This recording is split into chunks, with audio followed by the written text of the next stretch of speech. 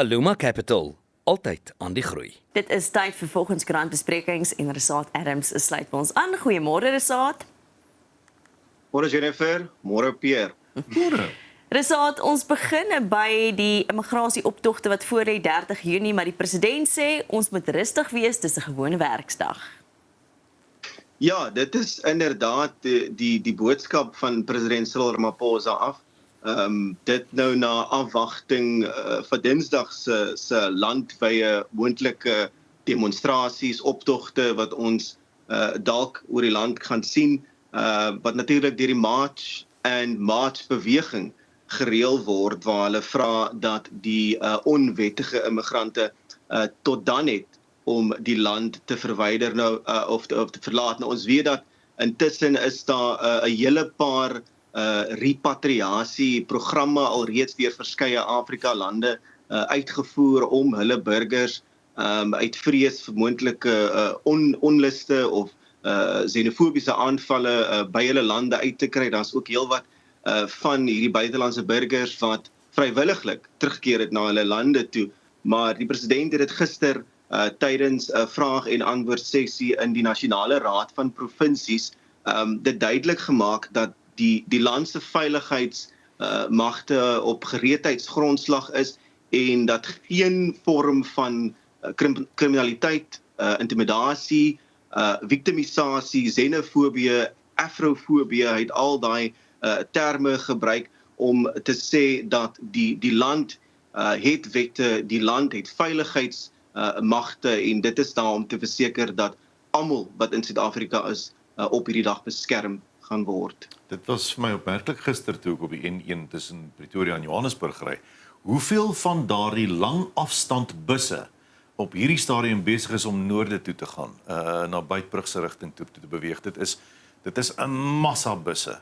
Baie meer as gewoonlik. So 'n mens sal verstaan dat immigrante of hulle hier is met die regte dokumentasie al dan nie, wel vrees het vir wat kan kom volgende week.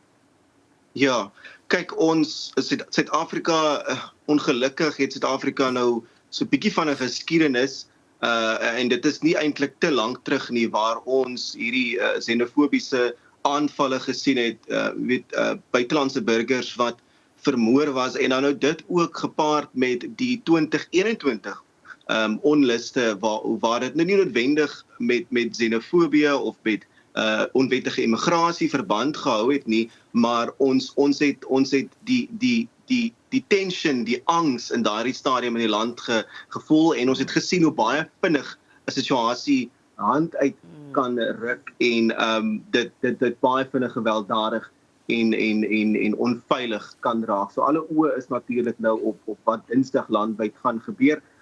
Die provinsiale of die parlementêre portefeulje komitee oor binnelandse sake het wel ook gister so kort voor president Cyril Ramaphosa se verskyning in die Nasionale Raad van Provinsies ook gesê dat luister, ons moet dit is dalk tyd dat ons moet gaan kyk na die immigrasieraamwerk van Suid-Afrika en meer spesifiek ons effektiwiteit van ons asielstelsel, hoe uitvoerbaar dit is om dan nou seker te maak dat wanneer hierdie buitelandse burgers uit vrees vir konflikte in hulle eie lande na Suid-Afrika toekeer vir beter lewe, vir veiligheid, dat die regte prosesse gevolg word en dat daar rekord gehou word van wie in die land is en wanneer hulle die land inkom. Absoluut. Rasaat nog iets wat hand uitdruk, veral nadat minister Enoch Godongwana gesê het, hy dreig om befondsing van stad Johannesburg te onttrek indien hulle nie hulle salarisrekening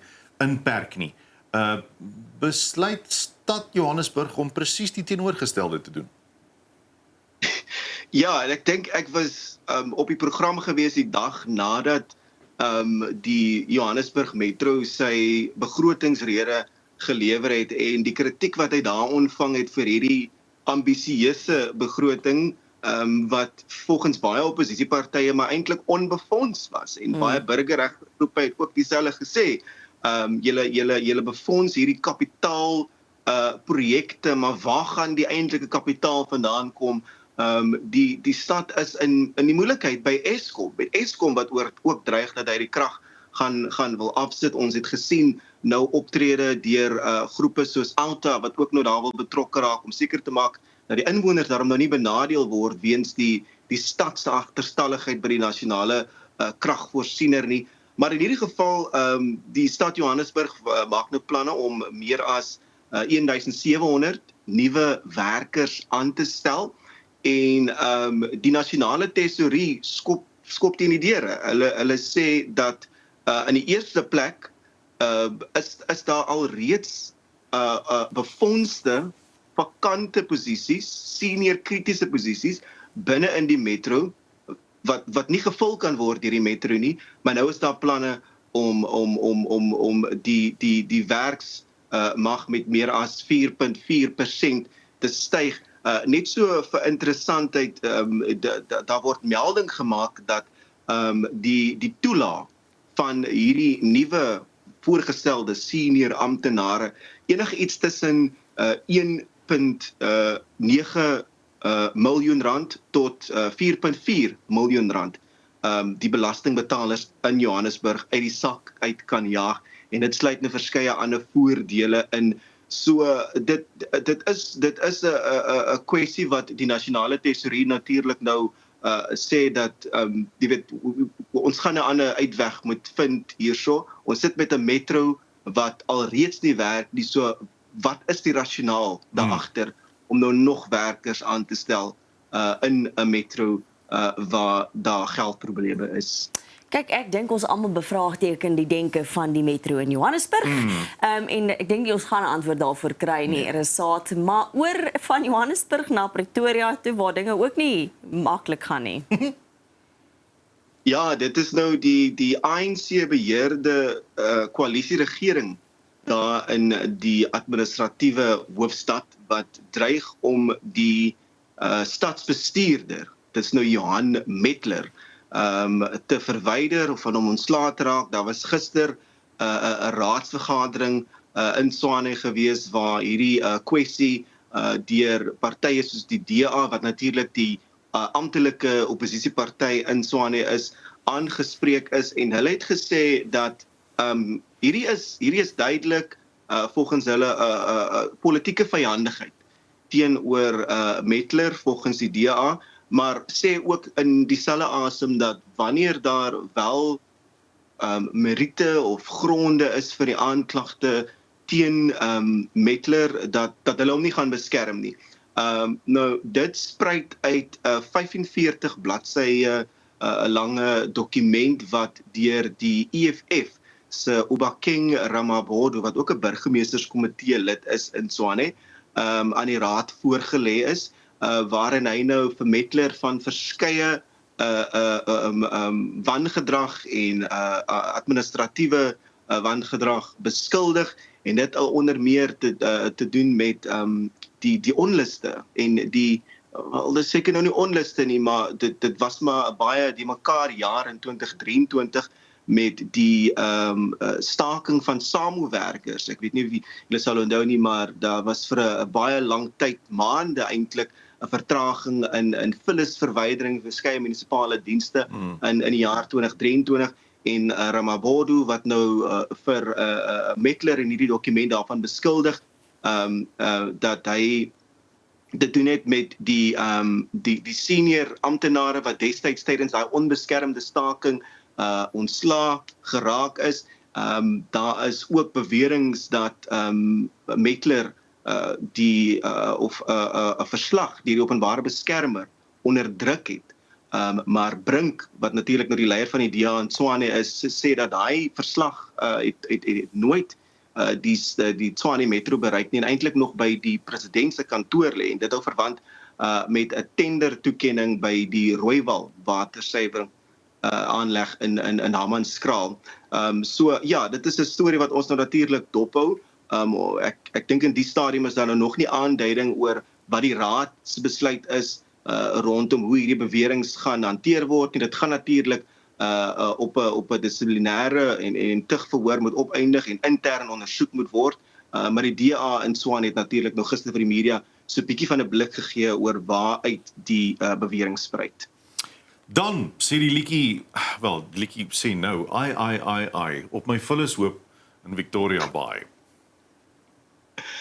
Ja, dit is nou daar in die tuinroete distrik in die Wes-Kaap waar inwoners kla dat die tuinroete of die George munisipaliteit in hierdie geval sal moet intree by 'n vullis aflaaipunt in Victoria Bay wat hulle sê nie behoorlik bestuur word nie met vullis en rioolvuil wat gedurig in die see beland.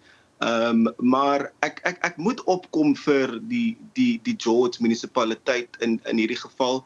Hulle het baie goeie redes gegee vir hoekom die situasie is wat hy is en hulle sê dat wanneer dit by hierdie private wonings in private gebiede kom, berus die verantwoordelikheid op die inwoners om seker te maak dat jou vullis verwyderingsoptelpunte toeganklik is vir munisipale voertuie, want dit is een van die dinge waaroor die inwoners kla. Hulle sê dat die paaie is so nou dat voetgangers ook se lewe in gevaar gestel word, maar die munisipaliteit in George sê dit is nie ons verantwoordelikheid om daai paaie te verbreed, om daai vullis optelpunt te verskuif nie, dit berus op die inwoners van die omgewing. So ons hoop dat daar nou gelyke gronde gevind sal kan word tussen die munisipaliteit en sy inwoners in daai gebied. Wat die rioolprobleem aanbetref, het die munisipaliteit ook gesê, maar hy het al vir etlike jare